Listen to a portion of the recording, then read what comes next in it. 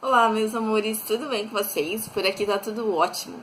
E hoje eu vim aqui falar com vocês sobre a importância da linguagem, né? A linguagem pode ser considerada não só a fala, né? Mas a gente tem os gestos, a escrita, a, a música. A música, inclusive, é uma das formas mais antigas de comunicação que se tem conhecimento, né? Não existiu nunca um povo que não fizesse algum tipo de música. Todo mundo fazia música, né? E a necessidade da comunicação, a necessidade de se comunicar, ela foi desencadeada por vários fatores.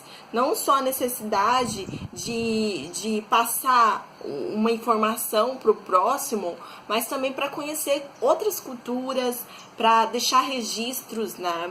Para passar uma mensagem para os nossos descendentes, já que a gente não vai estar aqui para sempre, né? Para conversar com eles. E a nossa música, ela é assim, capaz de romper muitas fronteiras, sabe? Ela é absurdamente rápida, assim, nessa questão de atingir pessoas, né? De chegar em grupos diferentes. Aqui no Brasil, por exemplo, nós temos tantos ritmos musicais diferentes, nós temos influências musicais de vários países, né?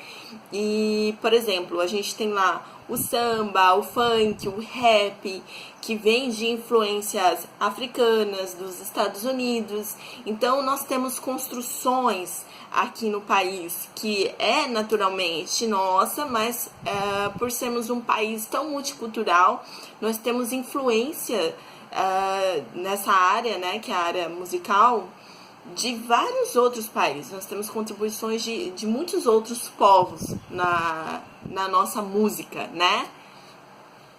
Bom, os músicos, quando olham uma música escrita no papel ali, né? Eles são capazes não só de ler aquela música, né? Mas também de ouvir essa música mentalmente, né? Cada som. E o maestro, quando ele pega uma partitura, ele tem um trabalho ainda mais complexo, porque ele consegue ouvir todos os instrumentos, né? Ele consegue ouvir a orquestra toda tocando junto ao mesmo tempo, cada um no seu papel, né? Então é bem mais complicado. Nós temos lá que os sons, eles podem ser lidos e ouvidos, né? E eles são compostos, basicamente, de qualidades como altura, intensidade, timbre, duração, certo? Eu acho que você deve lembrar dessas coisas aí da sua aula de teoria, né? A altura, por exemplo, é a capacidade do som ser mais grave, médio, agudo, certo? Não é o volume, pelo amor de Deus. A duração é aquela capacidade que o som tem de ser mais longo, de ser mais curto, né? A intensidade, sim, é relacionada com o volume, porque é aquele som mais forte ou mais fraquinho, né?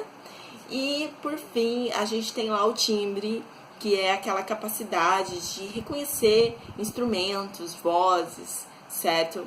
Então, combinando diferentes formas de altura, duração, intensidade, timbre, né? O ser humano passou a criar diferentes músicas de diferentes estilos com diferentes propósitos, certo? Expandiu muito as possibilidades, muito, muito, muito, né? E daí, os compositores, ao transmitirem para o papel todas as ideias musicais que eles tinham, né, eles foram aos poucos ganhando composições maiores e mais complexas, né? Isso ajudou na construção de salas de concertos maiores e também na construção de novos instrumentos, de instrumentos mais complexos, que por fim, né, ajudou na criação de músicas mais complexas, músicas maiores e tá? A notação musical que eu cheguei a falar num vídeo anterior aí com vocês ela também foi se desenvolvendo, tá? No século XI, por exemplo, as notas passaram a ser chamadas de Dó, Ré, Mi, Fá, Sol, Lá, Si. Porque antes disso era diferente, né? E daí, nessa época, os sons começaram a ser registrados com mais precisão ali nas linhas e espaços, né? Que é a pauta, certo? Antes disso, eles eram... os símbolos, eles eram escritos em cima das letras das canções. Por quê? Porque não tinha canção só instrumental. Toda canção era cantada. Para você ver como a música está intimamente relacionada com a linguagem, com a comunicação, com a fala, tá? Toda música era montada em cima de letras, certo?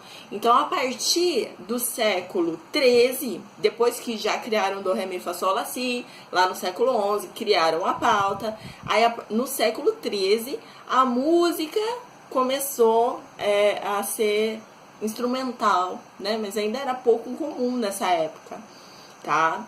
Então, a gente chegou à ideia de medir os sons ali no século XIII a partir da criação do primeiro relógio lá na Inglaterra, tá? Na cidade de Londres, criaram um relógio para medir o tempo e, consequentemente, isso veio influenciar na música, porque aí também quiseram ter uma precisão maior, quiseram precisar exatamente o tempo de duração de cada nota. Não é interessante?